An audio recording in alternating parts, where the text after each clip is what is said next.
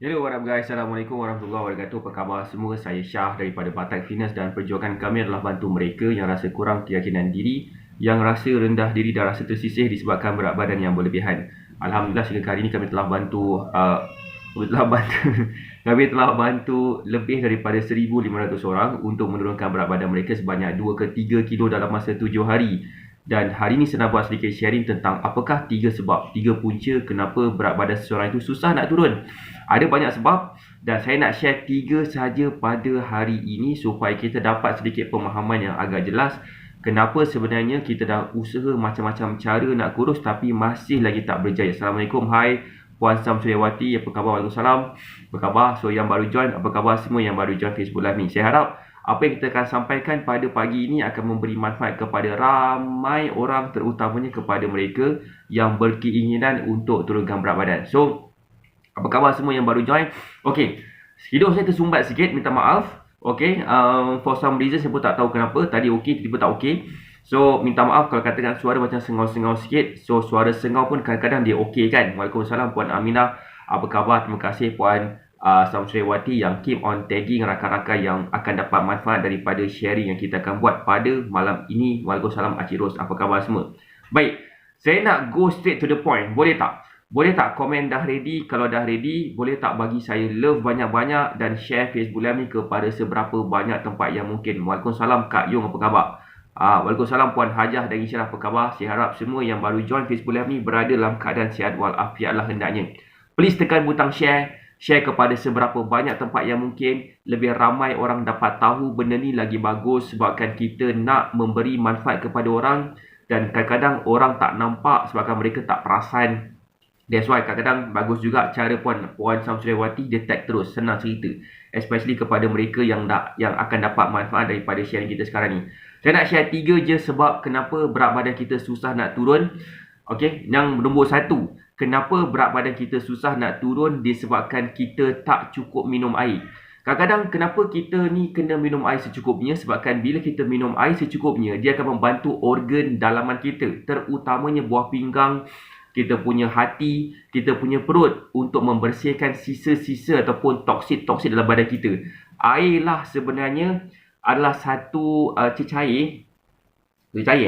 satu benda yang akan membantu kita membersihkan kita punya dalaman kita punya organ dalaman kita supaya dapat berfungsi dengan lebih baik. Dan sekiranya kita punya organ dalaman tak dapat nak berfungsi dengan baik, besar kemungkinan kita pun lagi susah nak turunkan berat badan. So that's why terbaik kalau katakan kita cuba try untuk minum air secukupnya sehingga warna urine kita warna jernih. Siapa sini faham? Boleh tak komen faham? Boleh tak bagi saya love banyak-banyak? Dan boleh tak share Facebook Live ni kepada seberapa banyak tempat yang mungkin. Okey, biar lebih ramai lagi orang dapat manfaat daripada sharing yang kita sedang buat bersama-sama sekarang ni. Okey. Itu tersumbat. Okey, boleh faham tak? Minum air secukupnya. Kalau kita tak minum air secukupnya, besar kemungkinan kita punya progres berat badan kita akan jadi macam lambat sikit. Dan kita tak nak progres lambat kan? Kita nak progres cepat kan? Kita nak progres kita laju, kalau boleh setiap hari berat badan kita turun. Tetapi kita tak cukup minum air. Macam mana? Kan? Macam seolah-olah macam kita nak kereta bawa laju, kita nak bawa kereta laju, tetapi kita tak top up minyak hitam. So, kantoi. Dia tak jadi. Okay, waalaikumsalam Puan Linmu, apa khabar? So, boleh faham kan yang poin saya pertama? So, itu adalah poin saya pertama. Okay, sekejap saya nak buat masuk saya punya Facebook kejap. Okay, itu adalah yang pertama. Tapi sebelum tu, boleh tak suara saya ni boleh diterima tak? Boleh diterima tak suara saya? Sebab saya tak nak kalau boleh suara saya ni jadi macam sengau-sengau, macam tak berapa sedap nak didengar. Sebenarnya kalau ikutkan banyak artis-artis yang suara dia macam sengau tapi jadi artis juga. Jadi artis juga dia. Okey. Itu adalah yang pertama, sebab yang pertama. Boleh tak komen kalau dah ready nak mengetahui? Okey je. Okey lah. Boleh tak komen kalau dah ready nak mengetahui yang kedua? Kenapa sebenarnya berat badan kita susah nak turun? Kenapa sebenarnya kita punya keadaan diri kita macam tak berapa cepat sangat turunkan berat badan? Waalaikumsalam Puan Aminah. Apa khabar Puan Aminah? Waalaikumsalam Kak Mi. Apa khabar Kak Mi? Okay, ready Puan Hajah dan Isyirah. Terima kasih yang baru join. Terima kasih yang komen ready. Terima kasih yang share Facebook Live ni. tolong share Facebook Live ni kepada seberapa banyak tempat yang mungkin lagi, sebab ramai orang perlu tahu benda Allah ni, especially terutamanya poin nombor 2 ni. Poin nombor 2 ini ramai orang ada masalah, ramai orang especially di kalangan student saya, especially di kalangan mereka yang nak turunkan berat badan tapi mereka tak tahu kenapa berat badan mereka tak turun-turun sebabkan nombor 2 ni lah. Boleh tak komen ready? Boleh tak bagi saya love banyak-banyak dan komen dah ready untuk mengetahui yang nombor 2 ni? Tak selesa lah bercakap, hidung tersumbat. Okey, yang nombor 2 ini, kenapa berat badan kita susah nak turun? Disebabkan kita mempunyai kesan sampingan daripada ubat-ubatan yang kita ambil. Ada beberapa jenis ubat-ubatan yang kita ambil setiap hari. Setiap hari bukan sekali sehari. Bukannya sebulan sekali ke, ambil bila perlu ke, tak. Ini yang jenis ambil hari-hari. Kadang-kadang bila kita ambil certain ubat-ubatan tertentu, contohnya macam ubat tekanan darah tinggi, ubat kencing manis, ubat yang berkaitan dengan terapi hormon, ubat-ubatan yang berkaitan dengan kita punya mood swing dan sebagainya, itu semua akan menyebabkan kita punya berat badan akan terganggu sedikit disebabkan ubat tu mengganggu macam mana badan kita simpan air, macam mana badan kita simpan lemak, macam mana behavior ataupun ekosistem hormon dalam badan kita, dan dia tak dapat nak berinteraksi dengan baik, dan itu menyebabkan kita punya overall penurunan berat badan jadi macam lambat sikit. Dan bila lambat, kita rasa stres, walaupun dah makan makanan sihat, berat badan kita tak turun-turun juga.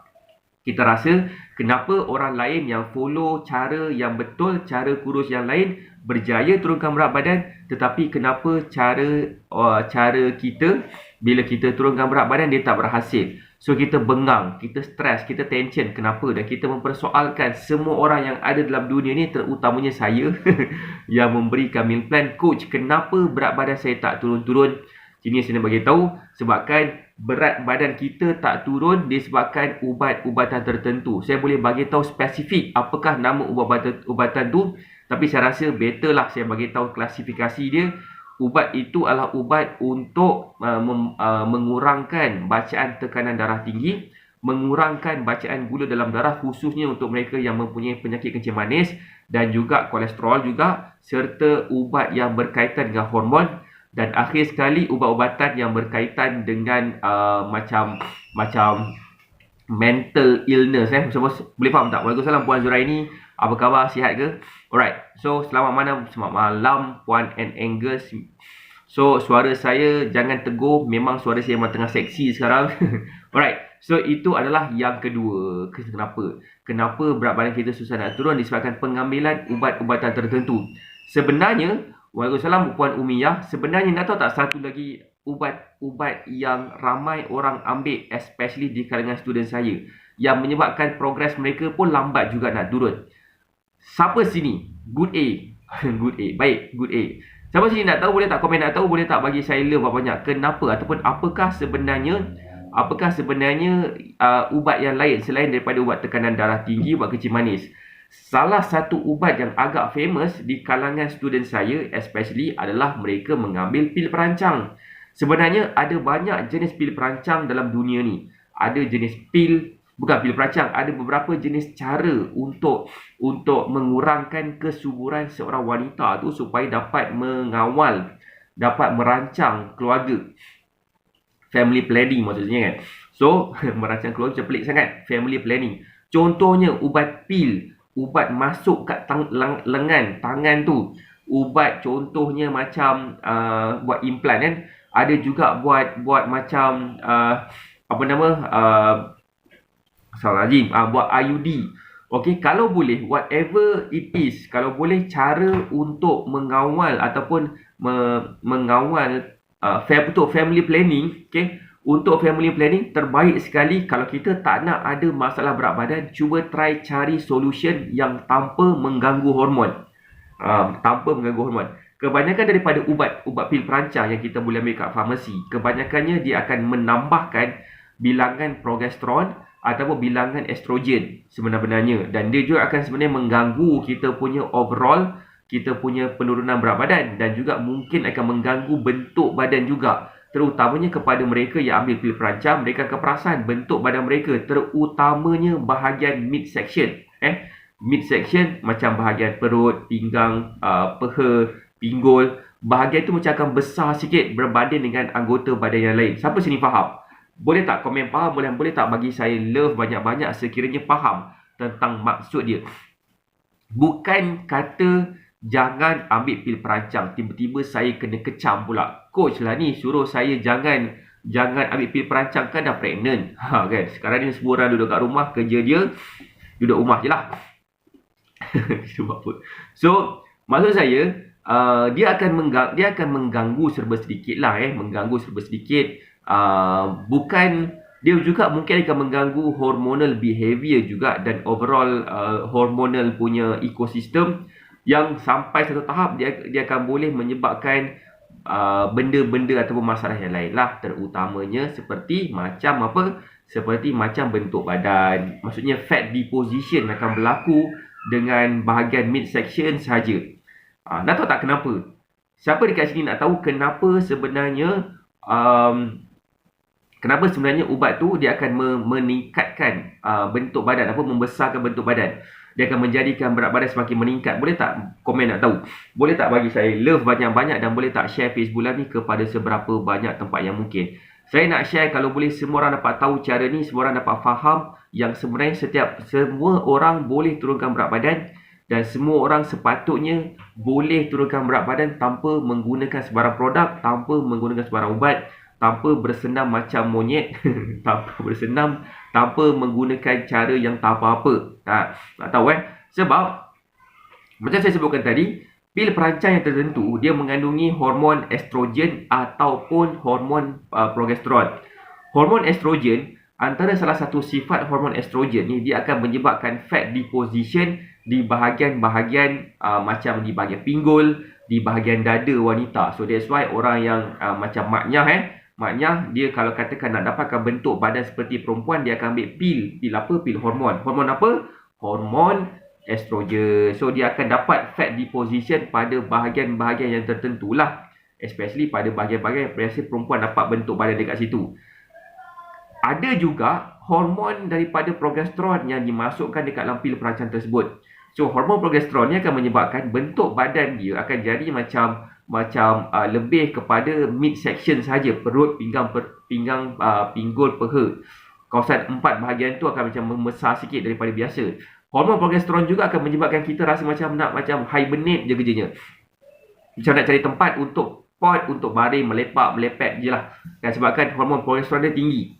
So, sepatutnya untuk wanita, dia tak boleh ada satu statik, macam tak ada intersection ataupun macam penurunan estrogen, kenaikan progesteron ataupun sebaliknya. Itu yang sepatutnya berlaku kepada perempuan. Sebab tu sebenarnya bila perempuan waktu nak period, dia akan ada macam mood changes sebabkan hormonal behavior dia lain macam sikit. Oleh yang begitu, kita memang wanita kena faham memang akan ada situasi macam itulah untuk nampakkan kesempurnaan seorang wanita. Walau bagaimanapun, disebabkan kita ambil pil perancang, dia akan mengganggu sikit behavior itu dan mengganggu kebanyakan benda. So macam cara saya, kalau tanya saya, macam wife saya pun guna cara macam ni, sebab saya pun tak nak digemuk. Cuba try ambil IUD yang menggunakan copper. Itu memang tak ada hormon. Memang tidak ada hormon. Dia akan mematikan benih lelaki sebelum dia masuk ke dalam. Gitu, sebabkan copper tu adalah seperti kryptonite sperma. So macam katakan macam Superman, kryptonite, dia punya kryptonite dia kryptonite lah. So bila Superman jumpa kryptonite warna hijau tu, so dia akan jadi macam lembik sikit. Begitulah. So itu cuba try guna cara tu, daripada kita pakai implant ke ataupun kita ambil ubat hari-hari ke. Semua dekat sini, semua nak dapat bentuk badan yang cantik. Semua dekat sini cuba nak dapatkan bentuk badan yang lebih hot dan dapat nampak progres penurunan berat badan lepas dah follow meal plan, dah bersenam dan sebagainya. Okay, boleh faham tak? Siapa sini boleh faham? Boleh tak komen boleh faham? Macam kurang pula berinteraksi kita ni kan. So, saya suka kalau live ni kita berinteraksi. Kita bercakap, pumpang semua kan. Dia baru shock sikit. Boleh faham kan? Alright. So itu adalah Yang kedua, sebab kedua, terima kasih Puan Zuraini. Sebab komen faham. Faham lah maksudnya. Dia ni lah kan. Alright, so next is apa? Terima kasih Puan Nigel. Pun komen faham juga. Terima kasih. Alright, so Waalaikumsalam Puan Zaliha Juso. Selamat malam, apa khabar? Alhamdulillah, terima kasih yang komen faham. Tolong share Facebook Live ni. Tolong bagi saya love banyak-banyak. Dan tolong tag mereka-mereka yang mungkin akan dapat manfaat daripada sharing yang kita sedang buat bersama-sama sekarang ini. Alright, so yang ketiga, kenapa sebenarnya seseorang itu susah nak turunkan berat badan? Okay, saya letak ke tepi dulu bersenam. Saya letak dulu ke tepi pasal stres. Semua orang tahu stres akan menyebabkan kenaikan berat badan. Stres juga akan menjadikan badan kita terganggu hormon kita. Sama je macam ambil pil perancang, macam tak ada beza pun. So hari ni antara benda yang saya nak bagi tahu adalah kenapa sebenarnya kita susah nak turunkan berat badan juga. Boleh tak komen dah ready? Boleh tak bagi saya love banyak-banyak dan boleh tak komen dah ready dan sebagainya. Kenapa je macam ni Sedih. Alright. Faham Alhamdulillah. So untuk kenapa sebenarnya berat badan seseorang itu susah nak turun juga, sebab yang ketiga adalah sebab dia tak faham. Dia tak faham apa? Dia tak faham berapa banyak keperluan tenaga mereka sehari. Yang ni memang sangat gila penting nak mati. Saya tak tahu macam mana cara nak explain. Mungkin saya kena explain 100,000 kali. Mungkin baru saya puas hati. Saya nak kalau boleh explain ni berkali-kali sampai semua kat sini faham. Yang sebenarnya kenapa kita tak boleh turunkan berat badan bukan sebab apa? Bukan sebab kita punya keturunan, bukan sebabkan kita dah kahwin, dah ada anak, bukan sebab tu. Wife saya pun dah kahwin, of course dah kahwin, dah kenapa? Pun dah ada anak, bukan seorang, bukan dua orang, ramai. So, okey je boleh sendiri. Waalaikumsalam Puan Natia Wakar, apa khabar? Waalaikumsalam Puan Nur Farisa Husni. Ready, positive heroes. Tu dia So, sebenarnya konsep tenaga inilah yang kita gunakan. Kita adaptasikan dekat dalam kita punya meal plan. Meal plan itulah macam mana kita susun jadual pemakanan seseorang itu mengikut kepada dia punya aktiviti seharian. Sehingga kan bila mereka follow je meal plan itu, mereka akan terpaksa slim. Kalau katakan mereka ada penyakit mereka tu contoh macam tekanan darah tinggi, akan jadi semakin normal, baik. Macam makin baik lah maksud saya kan. Kecil manis pun sama, dia akan jadi semakin baik. Kenapa? Sebabkan bila kita jaga makan, pilih pula makanan yang betul, insya-Allah berat badan kita akan turun mengikut kepada kita punya keperluan tenaga, okey, dan kita punya tahap kesihatan akan jadi semakin baik. Siapa sini percaya? Boleh tak komen? Siapa sini percaya setiap penyakit datangnya daripada pemakanan yang salah? Kau baik, Alhamdulillah puan hati. Okay. Siapa sini percaya? Boleh tak komen percaya? Percaya tak? Kalau saya kata kat sini, setiap penyakit datangnya daripada pemilihan makanan yang salah. Kalau katakan kita pilih makanan yang salah, kombinasi makanan yang salah, waktu makanan yang tak kena. Okey, contoh lagi, kita pula rasa macam kita tak plan apa yang kita nak makan. Kita main tibai je apa yang terlintas kat kepala semua kita nak sapu.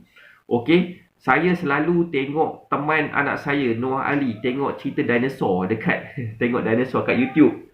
T-Rex, dia suka betul T-Rex. T-Rex punya behavior, apa yang dia jumpa kat depan mata dan cekik dia kan.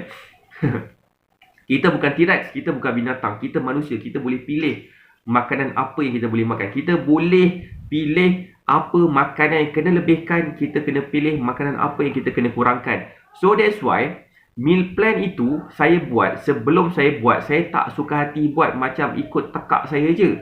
Saya akan pilih, okay, Puan Maria apa khabar? Okay, saya akan tengok apakah masalah kita, apakah masalah student saya yang nak dapatkan meal plan daripada saya. Saya akan tengok nombor satu, berapa berat badan dia, ketinggian dia, aktiviti seharian dia dan jantina dia dan umur dia juga. Itu semua akan menentukan berapa banyak tenaga yang diperlukan. Saya akan tengok juga dia punya penyakit, apa penyakit yang dia ada. Kalau dia ada tekanan darah tinggi, macam ni set dia. Kalau dia ada kecil manis, macam ni set makanan dia. Kalau dia ada kedua-duanya sekali, macam ni pula set makanan dia.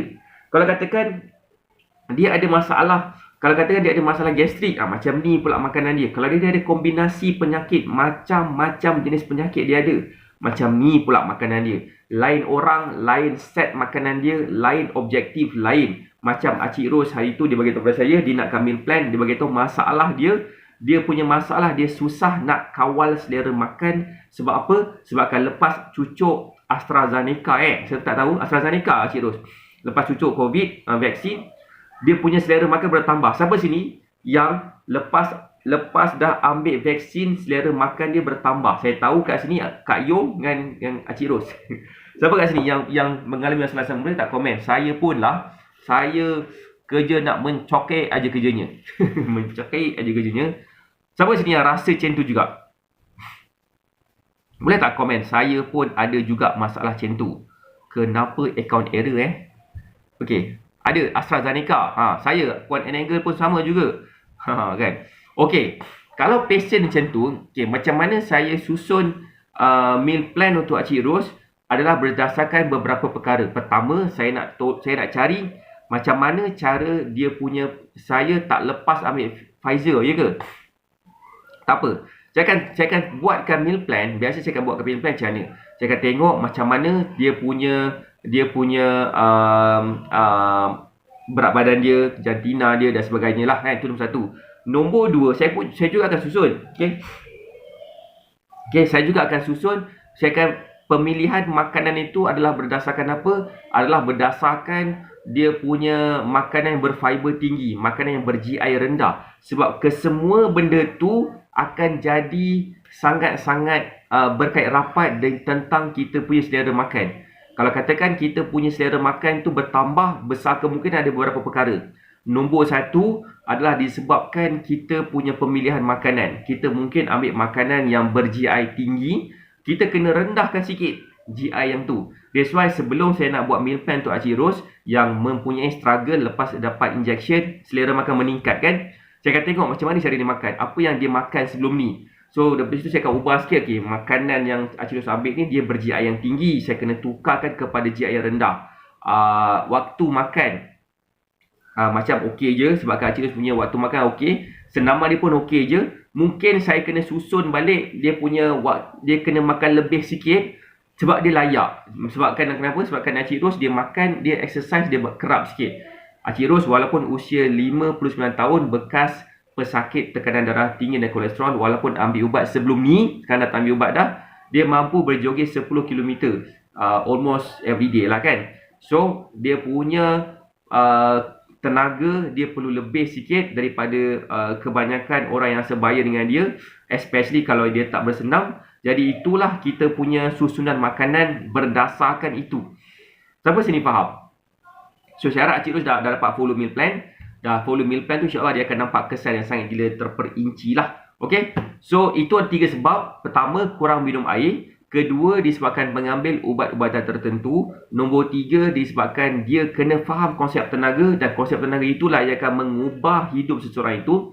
Especially kepada mereka yang cuba nak turunkan berat badan. Kalau dia masih lagi tak jumpa cara, better dia kena mulakan dulu dengan meal plan. So meal plan kita boleh dapat daripada kita sebenarnya. Ataupun kalau rasa macam segan nak dapatkan meal plan daripada saya sebabkan nampak saya macam tak handsome, nak ambil macam ala-ala doktor macam Dr. Syed Syahril buatkan meal plan, silakan lah. Ataupun boleh juga dapatkan daripada nutritionist ataupun dietitian ataupun mana-mana fitness coach. So pastikan diorang punya meal plan tak meletakkan produk. Maksud saya macam bukan produk eccentric. Bukan, puan kena dapatkan produk ni. Contohnya, puan punya meal plan kena makan produk ni. Sehari produk A puan ambil pagi, produk B kena ambil malam, produk C kena ambil siang. Kerja makan produk je lah daripada pagi sampai ke malam. Dah 2 hari agak follow beliau. Alhamdulillah. Hidung agak cantik tersumbat dia kan. So so itu try follow Acik Ros, tengok channel rasa. Yang paling penting sekali sepatutnya apa yang saya punya pemikiran daripada meal plan yang Acik Ros dapat tu, sepatutnya Acik Ros akan dapat rasa kenyang tu lama sikit. Okey. Lepas tu pula rasa bertenaga. Kalau tak rasa bertenaga, macam pada waktu petang tu rasa nak tidur, dia kena tambahkan sikit tambahkan sikit macam mungkin kena tambah apple ataupun bukan tambah pisang, bukan kena cari buah yang crunchy, tambahkan sikit, mungkin sebiji macam tu. So benda tu dia akan membantulah secara teknikalnya. Boleh faham kan? Alright, saya rasa tu je daripada saya. Terima kasih sebabkan join Facebook Live ni. Alright, saya doakan semua sihat dan berjaya. Terima kasih sebabkan share Facebook Live ni, yang komen, yang bagi saya love, yang baru first time join Facebook Live ni. Hai, apa khabar semua yang baru join Facebook Live? Okay, InsyaAllah kita akan buat Facebook Live ni daripada semasa ke semasa. Okay, besok biasa pukul 9 pagi. Besok malam jam 9 kita tak buat live sebab kita ada Black Magic Mentoring weekly group coaching kepada student kita yang masih aktif. Saya akan tunjukkan cara, tajuk dia apa saya dah lupa. Apa nama tajuk dia esok ni? Boleh tak saya lupa? Sedih. Tajuk kita esok adalah siapa nak tahu? Line dekat kat meter sekat-sekat. Siapa nak tahu tajuk kita esok dalam weekly group coaching? Bila tak kau nak tahu? Yang ni saya rasa mungkin ramai juga ada masalah macam ni. Dia punya cerita dia, kalau terlebih makan, apakah benda nak buat? Saya akan share 23 cara. Apa yang patut kita buat kalau kita terlebih makan, terutamanya kepada mereka yang ada masalah macam terlebih selera makan. Terlebih selera makan disebabkan apa? Sebabkan ambil kejom pula kan. Sebabkan ambil vaksin, selera makanan meningkat, so makan banyak. Okey, kalau tanya saya, makan je lah. Ada yang juga baru-baru ni dia celebrate birthday dia. Ada celebrate anniversary, ada juga celebrate birthday anak dia dan sebagainya. Kebetulan semua benda serentak. Baguslah tu kan. So apa nak buat? Apa nak buat lepas dah termakan banyak? Dah termakan banyak ni kita kena menyesal ke? Kita kena terjun bangunan ke? Kita kena gantung diri dekat jambatan ke? Ataupun apa? Saya nak share 23 cara, dan 23 cara tu adalah cara yang sangat gila praktikal yang kita boleh buat. Kalau kita tak buat juga, itu semua terpulang pada kita lah. So, alright. Terima kasih semua. Saya doakan semua sihat dan berjaya. Kita jumpa lagi insyaAllah besok. InsyaAllah jam 9 pagi. Dan semua. Assalamualaikum warahmatullahi wabarakatuh. Bye.